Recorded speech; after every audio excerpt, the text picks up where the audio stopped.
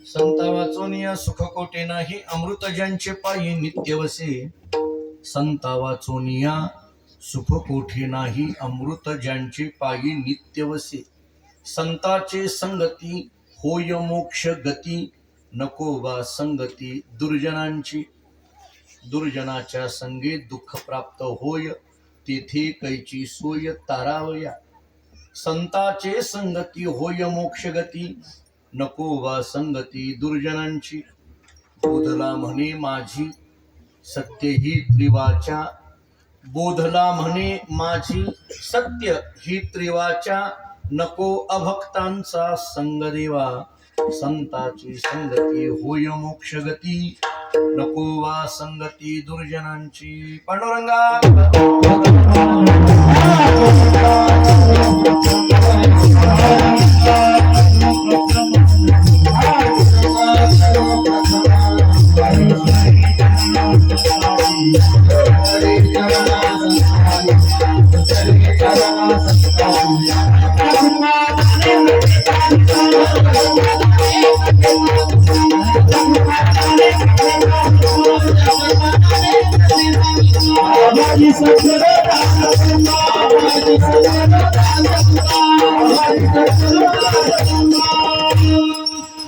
पांडुरंगा करू प्रथम मन दुसरी चरण संताची.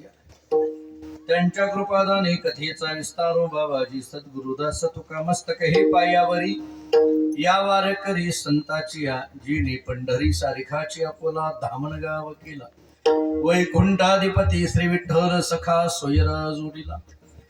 जो का भक्त विरक्त भूतळवटी विख्यात हा बोधला. त्या श्री संत सद्गुरु मानकोजी चरणी साष्टांग मी घातिला विठाला.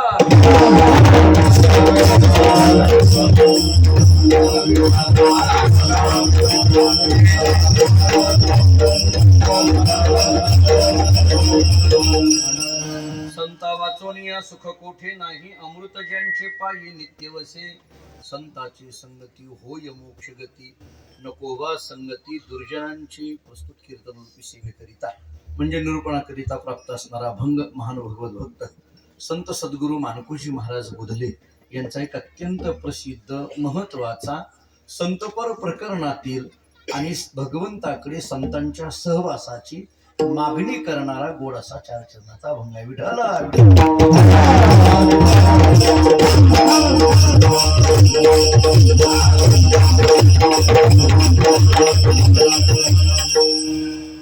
पवित्र भूमी असणाऱ्या या भगवान श्री गुरु दत्तात्रयांच्या अधिष्ठानापुढे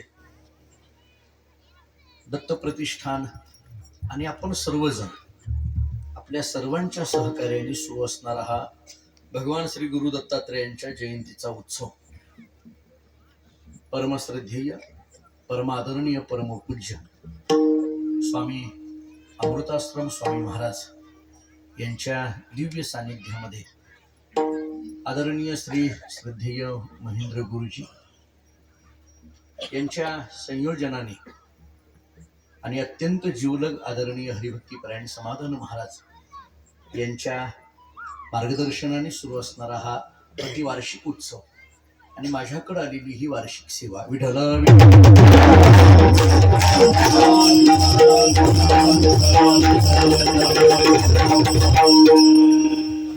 ज्या परंपरेत जन्माला आलो त्या संत मानकोजी महाराज बोधले यांचा हा अभंग आहे.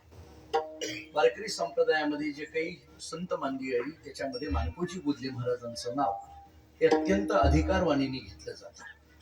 जगद्गुरु संत तुकाराम महाराजांच्या समकालीन असलेली ही परंपरा आणि सध्या आपल्याकडे उपलब्ध असणारे मानकोजी महाराजांचे 125 अभंग.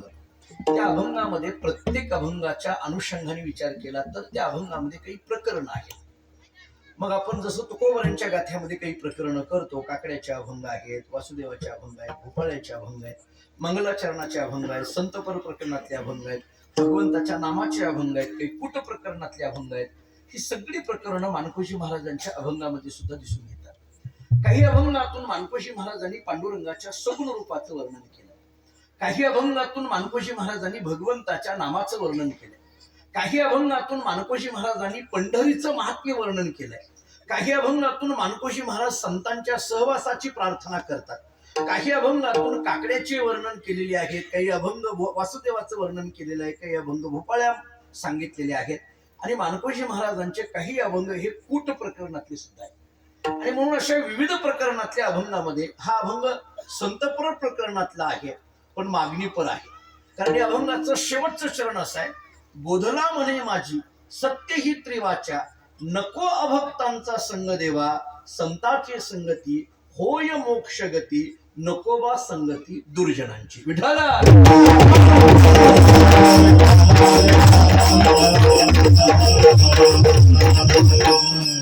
संतांच्या मुखातून आलेले अभंग त्यांचा अनुभव अनुवादाच्या माध्यमातून आपल्या समोर आलेला असतो. प्रत्येक अभंगाच्या पाठीमाग संतांच्या जीवन चरित्रातला एक अनुभव आहे.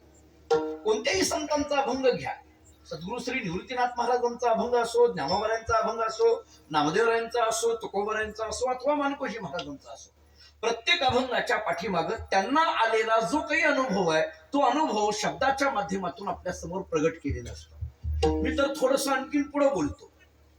अनुभवामध्ये राहणं वेगळं आणि आलेला अनुभव जगाला देणं वेगळं. अनुभवामध्ये राहणं आणि आलेला अनुभव जगाला देणं. वैकुंठवासी जगन्नाथ अण्णांच्या मुखातले एक वाक्य, मी थोडीशी अण्णांची जी काही थोडीफार ऐकली कीर्तन. खरं तर आपण ज्येष्ठ मंडळी इथं बरीचशी मंडळी बसलेली, त्यांनी अण्णांना, महाराजांनी तर अण्णांना प्रत्यक्ष पाहिलंय, ऐकलंय, त्यांच्या बरोबर सुखसंवाद झालेला आहे. जगन्नाथांना असं म्हणायचे, पूर्ण आणि परिपूर्ण असे दोन शब्द वापरायचे. पूर्ण आणि परिपूर्ण. ते असं म्हणायचे, अपूर्ण वेगळं, पूर्ण वेगळं आणि परिपूर्ण वेगळं. अपूर्ण असतो तो जीव, पूर्ण असतात ते मुक्त आणि परिपूर्ण असतात ते संत. विठाला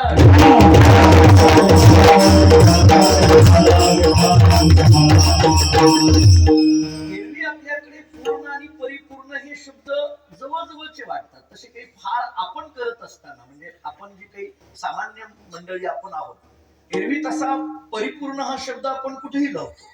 म्हणजे एखाद्याचं लग्न जरी झालं तरी म्हणतो झाला परिपूर्ण. आपण असा इतका कधी कधी हे शब्द लावून टाकतो. दुर्दैव महाराष्ट्राचं असं आहे की मराठीतले अत्यंत महत्वपूर्ण शब्द आपण कुठेही लावून टाकतो, कुठेही लावून टाकतो. मराठी भाषेचा विचार करत असताना त्या त्या शब्दाचं महत्व आपल्याला पटावं. मी अनेक वेळेला सांगत असतो, कृपा हा शब्द मराठीतला अत्यंत दर्जेदार आणि सामर्थ्यवान शब्द आहे. हा शब्द कुठेही लावून जमत नाही. हा लावावा कुठं? आई वडिलांची कृपा, सद्गुरूंची कृपा, साधूंची कृपा, संतांची कृपा, भगवंताची कृपा, ग्रंथाची कृपा. हा कृपा इथंच शब्द पाहिजे. उगी कीर्तनाला बसल्यानंतर तंबाखू आहे पण चुना नाही, एकाने चुना दिला कृपा, याला अर्थ आहे. चुना देणाऱ्याला कुठं कृपा म्हणत असतात का? त्याला चुना लावलेला कळाला नाही तुला असतं का? त्यामुळे कृपा हा शब्द इतक्या सामान्य पद्धतीने कुठं जर आपण वापरत असू तर आपणच आपल्या शब्दांचा किंवा मराठी भाषेचा अवमान करतोय असं आपल्याकडून होतं. त्यामुळे काही शब्द कुठेही वापरून जमत नाही. तसा परिपूर्ण हा शब्द कुणाचं तरी लग्न झालं किंवा संसारातल्या एखाद्या गोष्टी करता, घर बांधून झाल्यानंतर असं जर म्हणत असू आपण की झालं एकदा परिपूर्ण, तर हे चुकीचं आहे. कारण परिपूर्ण हा शब्द संसाराच्या बाबतीत कधीच लागू पडत नाही. कारण संसार आणि परिपूर्ण हे एकत्रित बसतच नाही. विठाला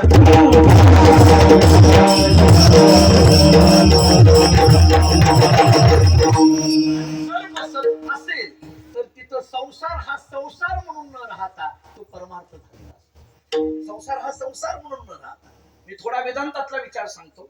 वेदांत शास्त्राने असं सांगितलेलं आहे, अगदी सगळ्यांच्या ऐकण्याचं प्रमाण देऊन पुढे जातो. अवघाची संसार केला ब्रह्मरूप, विठ्ठल स्वरूप म्हणून. तुकोबारांचे शब्द किती गोड आहेत पहा. अवघाची संसार केला ब्रह्मरूप. इथं संसार आणि ब्रह्मरूप असे जे शब्द एकत्रित आलेले आहेत, याला वेदांतातला एक सिद्धांत असा आहे, कल्पित पदार्थाची निवृत्ती ही अधिष्ठान रूप असते. वृत्ती प्रभाकर नावाच्या हिंदी ग्रंथामध्ये हेच हिंदीमध्ये असं वाक्य आलंय, कल्पित पदार्थ की निवृत्ती अधिष्ठान रूप होवे है, असं वृत्ती प्रभाकरांनी सांगितलं. याचा अर्थ काय करायचा? दोरीवर भासलेला जो सर्प आहे तो सर्प निवृत्त झाला. कधी निवृत्त झाला? दोरीचं ज्ञान झाल्यानंतर निवृत्त झाला. म्हणजे रज्जू, दोरी या शब्दाला तत्वज्ञानामध्ये पारिभाषिक शब्दामध्ये रज्जू असं म्हटलं जातं. रज्जूचं ज्ञान झालं, दोरीचं ज्ञान झालं, सर्पाची निवृत्ती झाली. माझा आपल्या सर्व पाठवदेकरांना किंवा इथं आलेल्या कीर्तन श्रवणाला आलेल्या भाविकांना एक साधा प्रश्न आहे.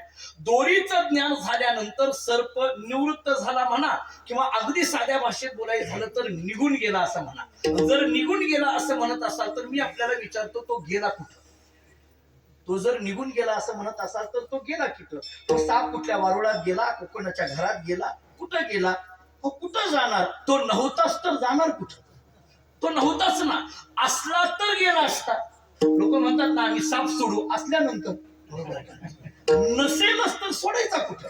जर असेल तर सोडता येईल, पण इथं दोरीवर भासलेला म्हटलंय, असलेला असं नाही म्हटलं. शब्द काय आहेत तत्वज्ञानाचे? भासलेला. हे जसं दोरीवर सर्प भासलेला, तसं परमात्म्यावर जगत भासलेलं. जगडंबर भासयेले, जगडंबर रज्जू सर्पाकार भासयेले असा शब्द आहे. रज्जू सर्पाकार असं येले असं नाही, असलेले जगडंबर असं नाही, भासयेले जगडंबर. वैकुंठवासी गुरुहरी भाऊ असं सांगायचे पाठशाळेमध्ये असताना, जग केलं म्हणायचं, जग झालं म्हणायचं का जग भासलं म्हणायचं?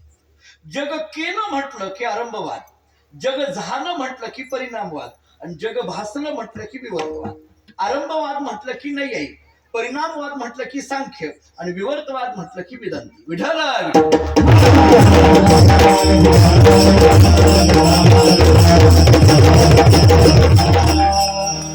याकरिता सांगायला लागलो, संसार ज्यावेळेस संसार म्हणून न राहता ब्रह्मरूप होऊन जातो त्यावेळेस परिपूर्ण हा शब्द येतो. आणि म्हणून अपूर्ण आहे तो जीव आहे, पूर्ण आहेत ते मुक्त आहेत, आणि परिपूर्ण आहेत ते संत आहेत. का असं म्हटलं? मुक्त हा पूर्ण हा शब्द मुक्त करता का वापरला? कारण मुक्त हा आपल्याला आलेला अनुभव जगाला देण्याचं सामर्थ्य मुक्तामध्ये नसतं. मुक्त अनुभवामध्ये मग्न असतो, पण अनुभव जगाला देऊ शकत नसतो. प्रापंचिकाला अनुभवच आलेला नाही, मुक्ताला अनुभव आलाय पण देण्याचं सामर्थ्य नाही. आणि आलेला अनुभव जे देण्याचं सामर्थ्य ज्याला आहे त्याला संत म्हणा, म्हणून त्याला परिपूर्ण म्हणा. महाराजांचे शब्द अनुभवी आले.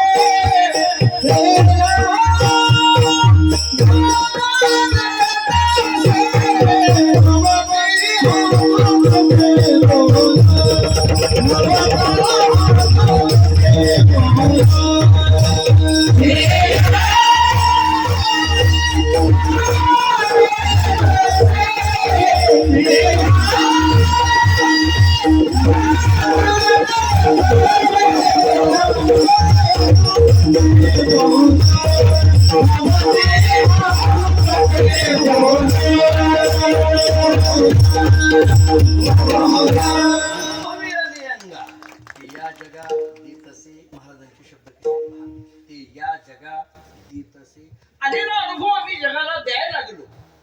अनुभव देणं हे वेगळं आहे. मी 3 मुद्दे बोलतो, ऐका. अनुभव येणं वेगळं, अनुभव घेणं वेगळं, आणि आलेला अनुभव देणं वेगळं. अनुभव येणं, अनुभव घेणं, अनुभव देणं. जरा सोपं बोलू का? येणं घेणं देणं. एकदम सोपं.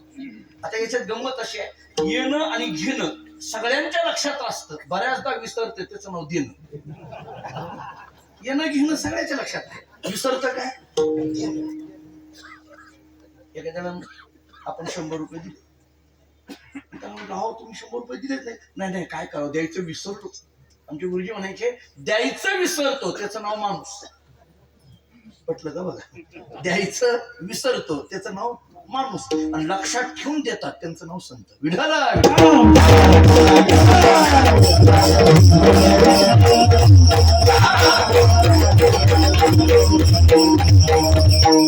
अनुभव जगाच्या समोर देण्याकरिता ज्यांचा अवतार आहे तो संतांचा अवतार आहे. आता हा अनुभव कोणता आहे? आपण प्रपंचातल्या अनुभवाचा विषयच नाही, तो अनुभव देण्यासारखाच नसतो.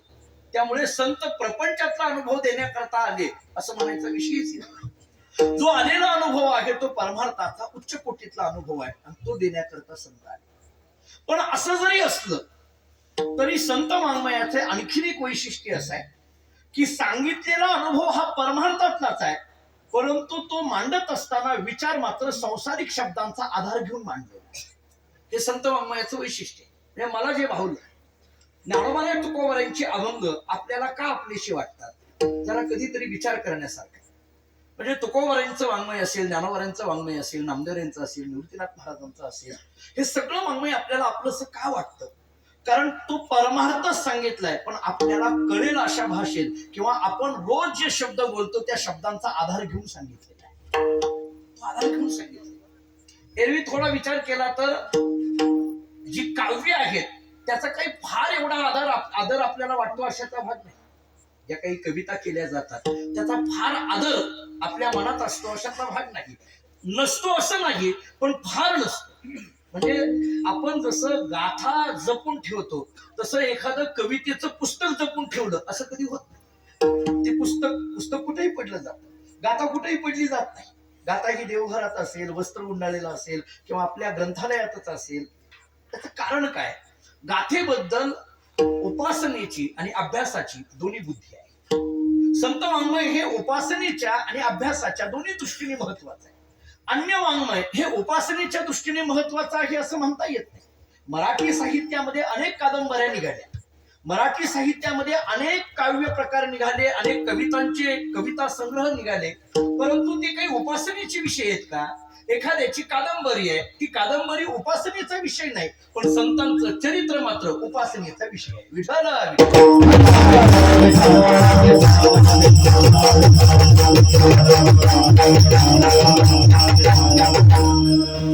कारण असं आहे की त्या संत वाङ्मयामध्ये आहे तो परमार्थच आहे, तो परमार्थ आहे किंवा परमतत्वाचा उच्च अनुभव आहे, परंतु तो आपलासा आम्हाला का वाटायला लागला, आम्हाला कळेल अशा भाषेमध्ये सांगितलं. मी याच्याकरता एक साधं, फार वाढवत नाही, पण एक साधा विचार या अभंगात प्रवेश करताना मांडतो म्हणजे कळेल. इथं बसलेल्यापैकी माझ्यासह जिथपर्यंत माझी नजर आहे तिथपर्यंत आज भाविक भक्त उपस्थित आहेत. मला एका साध्या प्रश्नाचा विचार, कोणालाही याच्यातल्या जरी विचारलं की बाबा तुम्हाला काय हवंय, जर विचारलं प्रश्न सुख एवढा शब्द येईल, काय हवंय या प्रश्नाचं उत्तर काही सुख, कोणी असेल, मग तो ऐकणारा असो, टाळकरी असो, गायक असो, वादक असो, कीर्तनकार असो, कोणीही असेल, प्रत्येकाची अपेक्षा कशाची? सुखाची. नात्रायांचं फार मोठं वचन आहे, मज लागी दुःख व्हावे ऐसे कोणी ना व्हावे जीवे. मला दुःख व्हावं असं कोणत्याही जीवाला वाटत नाही, प्रत्येक जीवाची अपेक्षा सुखाची. आता कधी कधी प्रश्न असा पडतो, सुखाची अपेक्षा आहे आणि पदरामध्ये मात्र आमचं दुःखच पडतंय, त्याचं कारण काय असेल? मला सांगा, मानसशास्त्राच्या दृष्टीने एक साधा व्यवहारातला नियम आमच्या जीवनात का सिद्ध होत नाहीये? अंतःकरणामध्ये जी अपेक्षा आहे ती आम्हाला का मिळत नाही? प्रश्न एवढाच. आमची अपेक्षा सुखाची असेल तर मिळालं काय पाहिजे? आम्हाला सुखच मिळालं पाहिजे ना. आमच्या अपेक्षा सुखाची आहे, पण एरवी प्रत्येकाच्या पदरामध्ये पडलेलं आहे ते दुःखच. याचं नेमकं कारण तरी काय? विठाला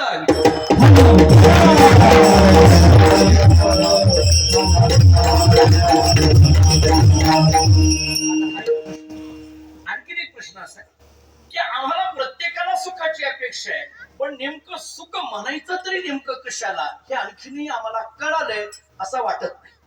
सुखाची अपेक्षा मान्य आहे, पण सुख सुख या शब्दाचा अर्थ तरी नेमकं काय? काय सुखाची व्याख्या आम्ही करू शकतो?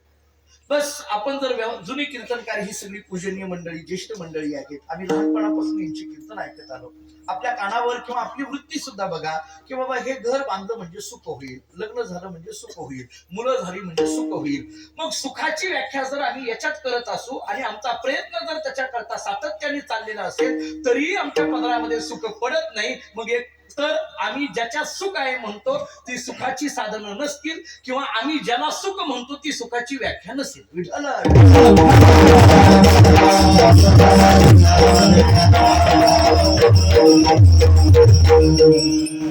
आपल्याला याचा एक आधार घेऊन बोलतो म्हणजे सुख हा शब्द दोन पद्धतीने आपल्या समोर आहे. एक दुःखाची निवृत्ती करणारं सुख आणि दुसरं दुःखाला जन्म देणारं सुख. दोन्ही करता सुख शब्द वापरतो. दुःखाची निवृत्ती करणारं, कायमची निवृत्ती करणारं एक सुख आहे आणि दुःखाला जन्म देणारं एक सुख आहे. दुःखाला जन्म देणारं जे सुख आहे त्या सुखाचंच नाव आहे विषयी सुख. ज्ञानेश्वर महाराजांनी फार गोड वर्णन केलं. मनोनी विषय भोगी जी सुख साध्यंतची जाण दुःख परी काय की जे मूर्ख न सेविता न सरी विषयाचे समसुख बिगडाची बाहुली अभराची सावली जाईल रया. विषय सुख असं हे नाव आलं का? जरी याला सुख हे नाव असलं तरी केवळ आणि केवळ ते दुःखच आहे. जरा आणखीन पुढे बोलायचं झालं तर ते आहे दुःखच पांघरून सुखाचं घेतलंय. ते पांघरून घेणारी माणसं फार अवघड असतं. मला ओळखूच येत नाहीत कोण आहेत. पांघरून घेणारी माणसं आतून ओळखू येत. यांनी आहे ते दुःख पण पांघरून घेतलंय कशाचं? सुखाचं. पांघरून घेणारी माणसं.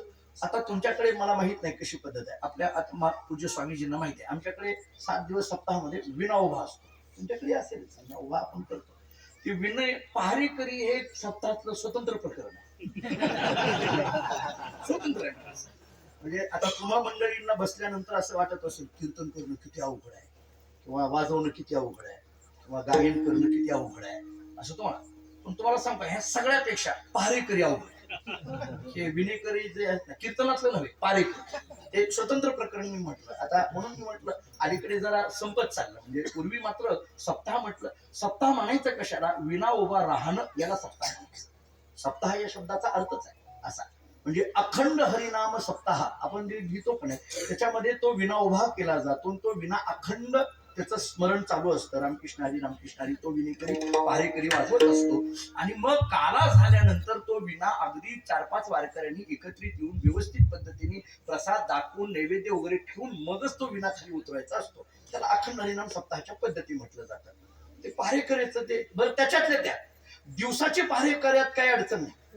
अडचण रात्रीची आहे. रात्रीची फार असते. त्यांच्या ते पाळे असतात 12 ते 2, 2 ते 4. मग आता 12 ते 2 एखाद्याची आहे आणि मग 2 ते 4 दिवस ते म्हणतो मी इथं झोपलेलं आहे काही काळजी करू नको. ते पांघरून घेऊन झोपतं आणि मग ही 12 ते 2 संपल्यानंतर त्याला सारखा हाका मारतं उठा. ते जाग असतं पण उठत नसतं. ते जागच आहे. ते पांघरून घेतलंय त्यानं. बरोबर आहे. झोपेचं पांघरून घेतलेलं आहे. ते जागच असतं. महाराज तुम्हाला आणखीन पुढे बोलतो. खऱ्या झोपलेल्या माणसाला उठवणं सोपं आहे. खऱ्या झोपलेल्या माणसाला उठवणं सोपं आहे. पण झोपेचं सोंग घेतलेल्या माणसाला उठवणं अवघड आहे. हे जसं व्यवहारात वाक्य आहे ना तसंच सांगतो. खराच अडाणी आहे त्याला शहाणं करणं सोपं आहे. खराच अडाणी आहे त्याला शहाणं करणं सोपं आहे. पण अर्धवट शहाणा असलेल्याला शहाणं करणं फार कठीण आहे. मी माझं पदार्थ बोलत नाही. योग वसिष्ठामध्ये वसिष्ठांनी प्रभू रामचंद्रांना उपदेश करताना 2 मुद्दे फार छान सांगितले. सगळे श्लोक माझ्या उपस्थित फार नाहीयेत पण एक श्लोक फक्त सांगून पुढे जातो. वसिष्ठांनी प्रभू रामचंद्रांना उपदेश करताना सांगितलं हे रामा या जगामध्ये ज्ञानवान एव सुखवान ज्ञानवान एव बलवान ज्ञानवान एव जीवती तस्मात् ज्ञानमयो भव. वसिष्ठांनी प्रभू रामचंद्रांना उपदेश करताना अशी भाषा वापरली. ज्ञानवान एव बलवान 1, ज्ञानवान एव सुखवान 2, ज्ञानवान एव जीवती 3 तस्मात् ज्ञानमयो भव. हे रामा या जगामध्ये खऱ्या अर्थाचं बल जर कशामध्ये असेल तर ते ज्ञानात आहे. खऱ्या अर्थाचं सुख कशामध्ये असेल तर ते ज्ञानात आहे. आणि खऱ्या अर्थाने माणूस जीवन जगला हे कशाने म्हणायचं असेल तर ते ज्ञानानेच आहे. त्यामुळे ज्ञान असेल तर जीवन जगणार म्हणा, ज्ञान असेल तर सुखी म्हणा, ज्ञान असेल तर बल म्हणा. एरवी अजिबात सुख किंवा बल म्हणता येत नाही. आणि म्हणून तस्मात ज्ञानमय आम्हाला सांगतात काय कर, ज्ञानवान भव किंवा ज्ञानमयो भव, ज्ञानवान भव. आता पुढे असं आहे, पुढे वशिष्ठांनी सांगताना असं सांगितलंय, तो सगळा पूर्ण श्लोक जरी माझ्या पाठात नसला तरी त्याचा भाव सांगतो. वशिष्ठ ऋषी प्रभू रामचंद्रांना पुढे सांगताना असं म्हणतात, हे रामा, ज्ञानीच हो. ऐका, ज्ञानीच हो. समजा ज्ञानी होता नाही आलं तरी अज्ञानी राहिलेलं चालेल, पण ज्ञान बंधू होऊ नकोस. ज्ञानीच हो. पहिला मुद्दा असा आहे, ज्ञानीच हो. च हा फार महत्वाचा आहे. ज्ञानीच हा च शब्द, त्यामुळे इथं श्लोकामध्ये सुद्धा संस्कृत मध्ये एवाकार जो असतो तो च च्या रूपानेच असतो ना. ज्ञानवान एव बलवान, एव हा च चा अर्थ आहे. इंग्रजीमध्ये ज्याला मस्ट असं म्हटलं जातं, मराठीमध्ये च फार महत्वाचा आहे, फार महत्वाचा. ते पूर्वी जुने मंडळी सांगायची, संयुक्त महाराष्ट्राची ज्यावेळेस चळवळ चालायची त्यावेळेस ती वाक्य सांगत असताना त्या सगळ्या मंडळींची मागणी असायची, मुंबईसह महाराष्ट्र झालाच पाहिजे, झालाच पाहिजे. तेव्हा यशवंतराव चव्हाण होते. तेव्हा यशवंतराव चव्हाणांनी विचारलं की बाबा ठीक आहे, मुंबईसह महाराष्ट्र झाला पाहिजे, ठीक आहे ना, झालाच हे च कशा करता एवढं वापरायला लागला. तेव्हा प्रति अत्रे साहेबांनी त्यांना उत्तर असं दिलं होतं, नाही च महत्वाचा आहे. अहो कशाचा महत्वाचा? ते म्हटले तुमच्या चव्हाण आडनावामध्ये जितका च महत्वाचा आहे. आता मी पुढलं बोलत नाही काय, तो च काढल्यानंतर जशी तुमची फजिती होईल तशी आमची आहे. मग च महत्वाचा. तसं प्रभू रामचंद्रांना वशिष्ठ ऋषी सांगताना असं म्हणतात की बाबा ज्ञानीच हो, ज्ञानीच हो. समजा ज्ञानी होता नाही आलं तर अज्ञानी असलेलं बरं, पण ज्ञान बंधू होऊ नको. आता हे ज्ञान बंधू हा शब्द तिसरा काय काढला? आम्हाला दोन माहिती आहेत भाग, एक ज्ञानी आणि दुसरा अज्ञानी. हे ज्ञान बंधू काय प्रकार आहे त्याचं एका वाक्यात उत्तर द्यायचं झालं तर हे बंधू शब्द जो ज्ञान आणि बंधू असा जो शब्द आलाय त्याचा अर्थ एवढाच आहे, ज्ञान नसतानाही ज्ञान असल्याचा आव आणणारे त्याला म्हणायचं ज्ञान बंधू.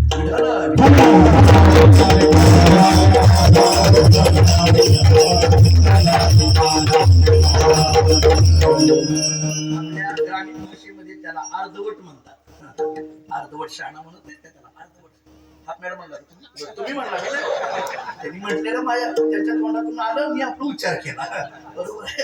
अर्धवट, ठीक आहे. असं मुद्दा माझा काय होता बघा, मला असं म्हणायचं आहे की सुख या शब्दाचा विचार करत असताना, विषय सुखाचा विचार करताना एरवी ते दुःखच आहे खरं बघायला. पांघरुण मात्र कशाचं घेतलंय? सुखाचं घेतलेलं आहे. आणि म्हणून प्रपंचातलं जे जे काही सुख असेल ते सुख जर जन्म कशाला देत असेल तर ते केवळ आणि केवळ दुःखाला जन्म देतं. आणि म्हणून प्रपंचातल्या सुखाला ज्ञानोबाला आधी करून संतांनी सुख कधी म्हटलंच नाही. त्याला त्या प्रपंचातल्या सुखाला सुख हा शब्द त्यांनी वापरला नाही. मग खऱ्या सुखाची व्याख्या काय? खऱ्या सुखाची व्याख्या काय? ज्ञानेश्वरीचं थोडं चिंतन करत राहा. ज्ञानेश्वरीचं चिंतन करणाऱ्या एका माणसाने ज्ञानोबारांची ज्ञानेश्वरी वाचता वाचता एक डोळ्यासमोर त्याच्या व्याख्या आली आणि ती ज्ञानोबारांनी अशी व्याख्या दिली, किंबहुना सोये जीव आत्मयाची लागे तेथे जे होये तया नाम सुख. मी तर अनेक वेळेला असं सांगत आलोय की एवढी चांगली सुखाची व्याख्या अन्य वाङ्मयामध्ये कुठे सापडणार होती. ज्ञानोबारांनी इतकी गोड व्याख्या सांगितली. ज्ञानेश्वर महाराज सांगतात सुख कशाला म्हणायचं?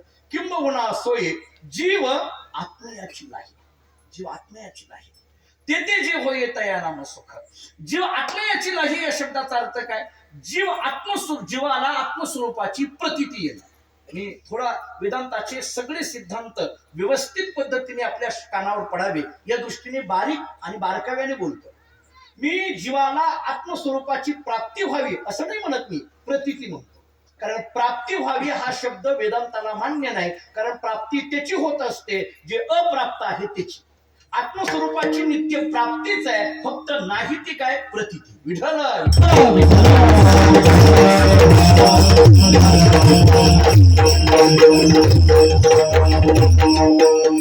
आणि त्या प्रतीतीशिवाय खऱ्या अर्थाचं सुख नाही. मी तुकोबारांची दुसरी भाषा सांगतो म्हणजे आपल्याला आपुला तो एक देव करून घ्या ते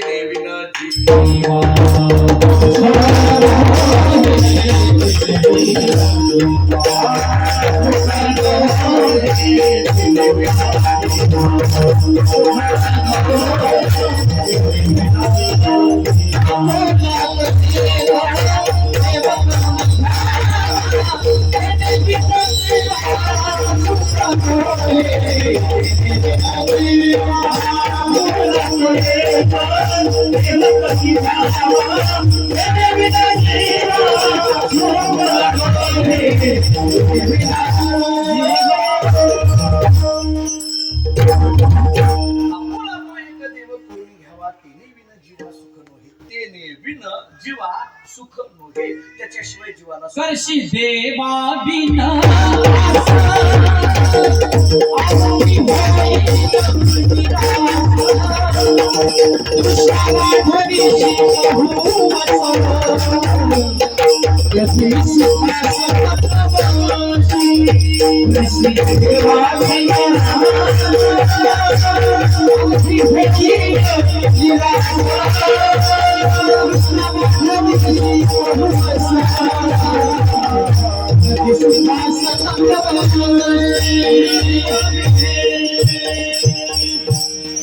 जीवाला खऱ्या सुखाची प्राप्ती अन्य कोणत्याही उपायामध्ये नाही. त्याला महाराजांनी एकच उपाय सांगितला, आपला तो एक दिव करू. कोणीतरी महाराजांना विचारलं, महाराज देव आपला करण्यामध्ये खरं सुख आहे असं जर म्हणत असाल तर देव आपला नाही असं म्हणावं लागेल. आतापर्यंत देव आपला नाही असं म्हणावं लागेल. हा ठीक आहे, नाही म्हणा. मग वेदांत शास्त्राचा जो सिद्धांत आहे देव आपल्यात नाही असं जर म्हटलं तर याचा अर्थ देव संकुचित झाला. देव संकुचित झाला म्हणजे परिच्छिन्न झाला. म्हटले बरं ठीक आहे. बरं ठीक आहे काय, देव परिच्छिन्न झाल्यानंतर परमात्मा व्यापक आहे ही वचनं लावायची कुठं? सर्वम खलविदम ब्रह्म हे लावायचं कुठं? किंवा तुमचे शब्द कुठे लावायचे? विठ्ठल विस्तारायला ही पाताळे वरून विठ्ठल. आम्हाला जोर जोरात सांगता की तुम्ही नाट म्हणा, नाट म्हणा, नाट म्हणा. विठ्ठल व्यापक त्रिभुवनी विठ्ठल मुनी मानसी. व्यापक व्यापक म्हणून तुम्ही एवढं जोर जोरामध्ये आम्हाला ओरडून सांगितलं आणि आता म्हणता की तुम्ही देव आपला करून घ्या. मग देव आपल्यात नाही हे मान्य करावं लागेल. मग जर नाही हे मान्य करावं लागेल आणि जर मान्य केलं तर देवाला व्यापक म्हणता येणार. आणि जर तुम्हाला मान्य करायचं नसेल तर मग आपला तो एक देव करून घ्यावा हे असले शब्द तुम्ही वापरू. वैकुंठवासी दांडेकर मामांच्या एका कोणत्या तरी एका पुस्तकामध्ये, मला आता त्या पुस्तकाचं नाव आठवत नाही, मामांची फार गोड पुस्तक आहे. ईश्वरवाद नावाचं एक खूप छान पुस्तक आहे. आध्यात्मिक जीवनसूत्रे नावाचं एक पुस्तक आहे. प्लेटो आणि ज्ञानदेव याच्यावर मामासाहेबांनी खूप छान व्याख्यानं कौशिक व्याख्यानमालेमध्ये दिलेली आहे. थोडीशी वाचण्यात आहे. एका ठिकाणी फार गोड वाक्य आलेलं आहे. ते असं आलं की आपुला तो एक देव करून घ्यावा याच्यावर बोलताना देव आपल्यात नाही असं नाही, देव आपल्यात आहेच, फक्त आणखीन आपलासा झाला नाही. आपलासा झाला नाही हे काही कळालं नाही. आपल्यात आहे पण आपलासा झाला नाही. आपल्यात असणं वेगळं आणि आपलं स होणं वेगळं. कळलं का तुम्हाला? आपल्यात असतात पण आपलं स नाही झालं की 2.5 वर्षात बाजूला होतं. आपलं जे काही असेल ते डोक्यात फार घेऊ नका. आपल्यात असणं वेगळं आणि आपलं स असणं वेगळं. विठाला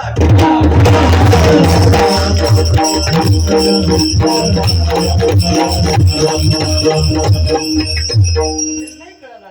एक सोपं उदाहरण हे करण्याकरता अगदी सोपं उदाहरण. आपल्यात आहे पण आणखीन आपलं स झालं नाही. कल्पना करा, एक मंदिर आहे. काय भगवंताचं, पांडुरंगाचं आहे, दत्ताचं आहे, जे काही असेल ते असेल. मंदिराच्या बाहेर एक मनुष्य भीक मागत बसलेला आहे, भिकारी. अनेक वर्ष त्याच जागेवर बसलेला आहे. त्याला दुसरा काही उद्योग नाही, काही नाही, तो भीक मागतो आहे. येणारी जाणारी माणसं त्याला आपलं 2 रुपये, 5 रुपये, 10 रुपये, 20 रुपये काय टाकायचे ते त्याला टाकतात. अनेक वर्ष तो तिथंच बसतोय. येणाऱ्या जाणाऱ्याचा जणू काही जवळजवळ परिचय झालाय असं म्हणायला हरकत नाही. अनेक वर्ष निघून गेली. काही वर्षानंतर तो खचला, नवे नवे तो वयोवृद्ध झाला. त्याचं शरीरही अगदी जीर्ण होत आलं आणि एके दिवशी तो मेला. मेल्यानंतर येणारी जाणारी भक्तांनी पाहिलं, अरे अरे आपण रोज याला 2-5 रुपये टाकत होतो आणि तू गेलाय. म्हटले आता काय करायचं? म्हणजे आता हा भिकारी आहे, याला कोणी नाही, याचा अंत्यविधी आपल्यालाच करावा लागणार आहे. म्हटले आता अंत्यविधी करायचा, याला कोणी नाही, कसं करायचं? तर म्हटलं आता दहन तर करता येणार नाही, कारण दहन करायचं तर कुणी करायचं आणि ते पाळायचं कुणी सगळं मग परत. म्हटले दफन करू आपण, कारण याला कुणी नाही तर ते पुराव्या खातील म्हणून पूर्वीच्या काळामध्ये, किंवा कायदाही तसाच सांगतो, अलीकडल्या काळामध्ये सुद्धा कायदा तसाच सांगतो. पण वारीला आल्यानंतर जर एखादा चुकला आणि एखादा गेला त्याच्यामध्ये, तर त्याला दहन करत नाही. वारीला गेल्यानंतर तिथं म्हणजे चुकलेल्या माणसाचं, बरं ज्याला वारस नोंद नाही किंवा त्याची ओळख पटलेली नाही, त्याला दफन करतात. कायदाही तो सांगतो का पुढं भविष्यात काही उद्भवलं तर ते नंतर प्रेत आपल्याला तिथून काढता यावं, मग त्याची शहानिशा करता यावी, त्याचा DNA चेक करता यावा. कायदा सुद्धा आम्हाला तो सांगतो. जर त्याला कोणी नसेल तर त्याच्यावर काही असेल त्याच्याकरता केलं जातं ते. या सगळ्यांनी विचार केला दहन करून कुठं आपण त्याच्यामध्ये अडचणीत पडायचं, दफन करू. म्हटले काही हरकत नाही. आता कुठं दफन करायचं, इकडं तिकडं करण्यापेक्षा त्याच्यातलं एक जण म्हटलं हे बघा आयुष्य मंदिराच्या पायरीजवळ गेले, आयुष्य गेले याचं काय, म्हटले इथंच बाजूला काढू, इथंच खड्डा खांदू, इथंच त्याचं दफन करू, कशाला दुसरीकडे. हरकत नाही. कोणाला, भिकाऱ्याला. काय करत होता तो, भीक मागत होता. त्याला बाजूला काढलं, खड्डा खांदला. खड्डा खाल्ल्याबरोबर तिथं 2 सोन्याचे हंडे सापडले. तुम्ही असं अवाक होऊन बघू नका आणि इथला खड्डा खांद्याला जाऊ नका, हे गोष्टीतलं आहे. तसलं काही मिळणार नाही, त्याची काळजी करू नका. इथं ते धन नाही, पण हे धन फार मोठं आहे. हे महाधन आम्हाला इथं गुरुदत्तात्रेयांच्या समोर दिसेल. काढलं, 2 सोन्याचे हंडे सापडले. उदाहरण माझं संपलं. मला सांगा, हे खड्डा खांदा कोणा करता, भिकाऱ्या करता. कशा करता, पूर्ण्या करता. कोण तो, भिकारी. भिकारी काय करत होता, भीक मागत होता. कशाची, पैशाची. पैशाची भीक मागत होता. आणि पैसे कुठं होते, त्याच्या खाली. म्हणजे पैशावर बसून पैशाची भीक मागत होता. पण जे मागत होता ते कुठं आहे, त्याच्याच जवळ आहे. त्याच्याच जवळ आहे, पण त्याच्या आयुष्याच्या शेवटच्या क्षणापर्यंत सुद्धा त्याचं झालं नाही. त्याच्या जवळ आहे पण त्याचं झालं नाही. तसं परमात्मा आपल्यात आहे पण आणखीनही आपला असा झाला नाही. त्या क्षणी आपला होईल ते विनोदीला सुख विठाला.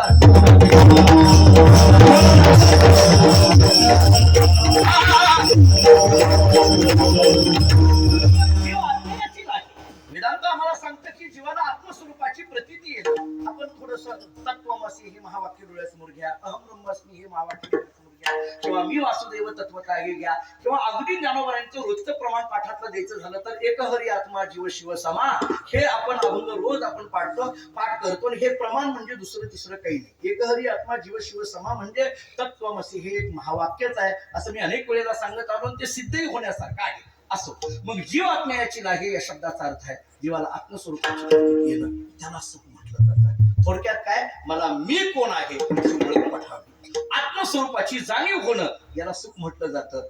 ही ओवी एका साधकाने वाचली आणि त्याला असा प्रश्न पडला की ज्ञानोबरांनी सुखाची ही व्याख्या सांगितली, पण ही सुखाची व्याख्या माझ्या जीवनामध्ये उतरण्याकरता मला काय करावं लागेल, ही सुखाची व्याख्या माझ्या जीवनामध्ये येण्याकरता मला काय करावं लागेल. असं सुख म्हणजे जीव आत्म्याची लागे त्याला सुख म्हणतात. ते सुख मला मिळायचं असेल तर काय करावं लागेल, कोणाकडे जावं लागेल, कुठं जावं लागेल, याची त्याला उत्कंठा लागली, जिज्ञासा लागली. आणि तो धावत धावत या गावी त्या गावी धावत धावत निघाला. आणि त्या साधकाला कुणीतरी सांगितलं, अरे तू इकडं तिकडं कुणातरी सामान्य माणसाला विचारू नको, अधिकारी पुरुषाला विचार. म्हटले आता अधिकारी पुरुष भेटतील तरी कुठं. ते म्हटले एक चांगली गोष्ट तुला सांगतो. म्हटले काय, की धामण गावामध्ये सगळे संत एकत्रित जमले, तू तिथं जा. आता त्याला माहित नाही हे धामणगाव कुठं आहे. ते म्हटले बार्शी तालुक्यामध्ये सोलापूर जिल्ह्यामध्ये तुळजापूरच्या नजीक हे धामणगाव आहे. त्याचं मूळ गाव नाव आहे धर्मलिंगेश्वर.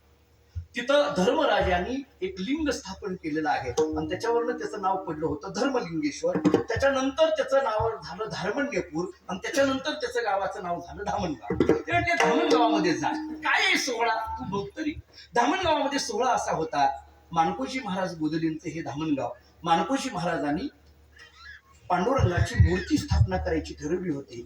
आता ती मूर्ती कोणती, बोधलीनांबरी ग्रंथाचं पारायण पूज्य स्वामीजींनी केलंय. आम्ही तर रोजच करतो आहे. आणि स्वामीजींचा आणि माझा घराण्याचा काय संबंध आहे ते मी प्रत्येक वेळी सांगत आलेलो आहे आपल्याला. काही घराणी अशी असतात की ते ऋणानुबंध हे आत्तापुरते मर्यादित नसतात. अनेक पिढ्यानपिढ्याचे ऋणानुबंध आहे. जवळजवळ स्वामीजींच्या घराचे आणि माझे आत्ताच्या पिढीमध्ये 11 पिढ्याचे संबंध आहेत.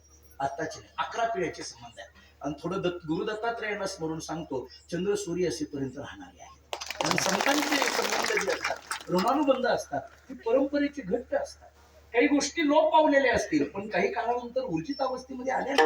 मी मागे आपल्याला बोललो, स्वामीजींचे मूळ पूर्वज केशव भट्ट, त्यांना गंध तिलक संस्कार करण्याचं काम माझ्या मूळ पुरुषांनी मानकोजी महाराजांनी केलं. आजही मानकोजी महाराजांच्या पादुका स्वामीजींच्या घरामध्ये आणि त्यांच्या नित्य सेवेमध्ये आहेत. हे ऋणानुबंध आतापर्यंत जपत आलो महाराज. जरा पुढे बोलू. ऋणानुबंध निर्माण होणं वेगळं आणि निर्माण झालेले ऋणानुबंध सांभाळणं वेगळं आणि सांभाळलेले ऋणानुबंध मानणं वेगळं. अलीकडच्या काळात मानायला मानायला त्याला जर विचारलं की नाही कोणाचा शिष्य आपण कोणाकडून नव्हतो, ही सगळ्याकडे असते.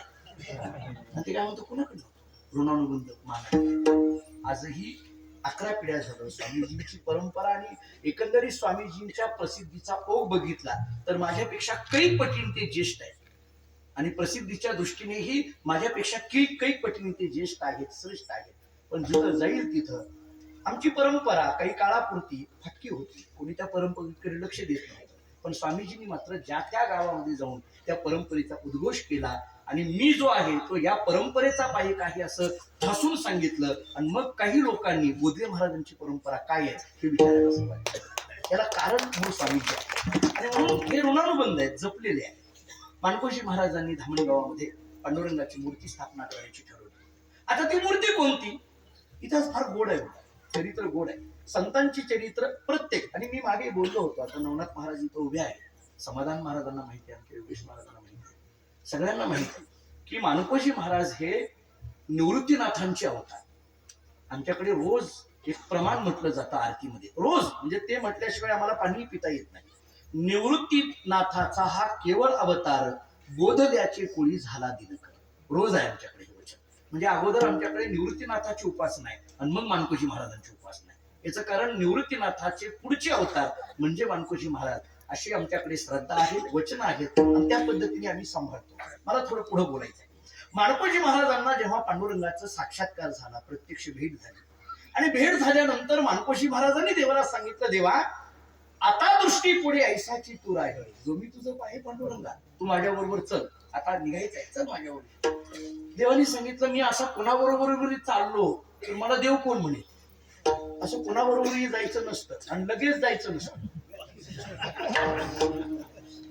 असं मला सांगा, आनंद लगेच तारीख दिली, कोण महाराज मोठं म्हणणार आहे? तर अडवून ठेवायचं असतं. महाराजांची लक्षण आहेत असं म्हणतात, कंसातला भुईगावची लोक कुठे आहेत, तुम्ही तसं समजू नका बरं, माझ्याकडे खरंच शिल्लक नाही, नाहीतर त्यांना वाटेल उगच देत नाहीत काही महाराज.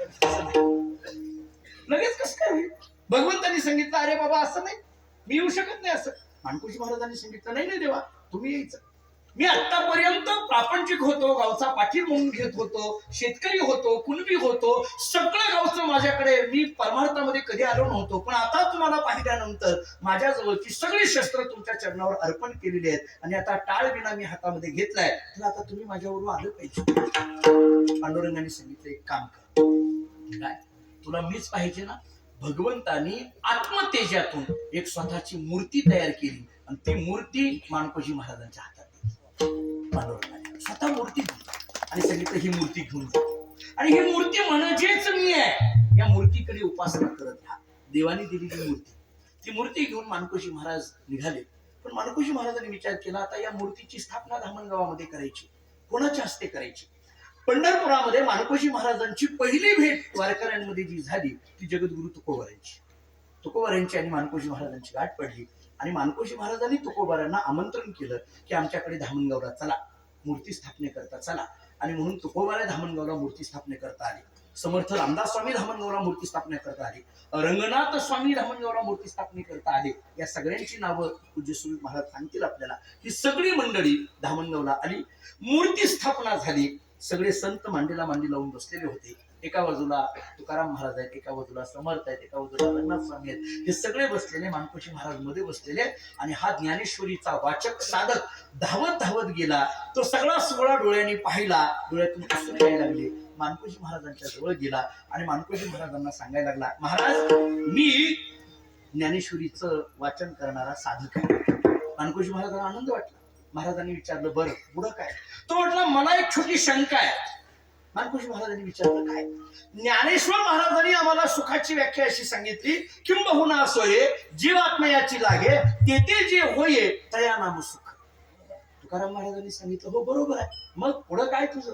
नाही मग जीवात्मा याची लाग हे अशा पद्धतीचं सुख हे खरं सुख आहे असं जर ज्ञानेश्वर महाराज सांगत असतील तर आमचा प्रश्न असा आहे, हे सुख मिळेल तरी कुठं? प्रपंचामध्ये किती प्रयत्न केल्यानंतर हे सुख मिळणार आहे? मग परमार्थामध्ये तरी नेमकं काय आम्हाला करावं लागेल की हे सुख आम्हाला पाहिजे? माणकोजी महाराजांनी स्मित हास्य केलं आणि माणकोजी महाराजांनी त्याच्याकडे पाहिलं आणि सांगितलं, हे बघ, हे जे जीवात्मा याची लागे असं जे सुख आहे ते सुख दुसरीकडे तिसरीकडे कुठं नाही, संतांच्याच जवळ आहे. अभंगाचं पहिलंच संत वाचनिया आहे.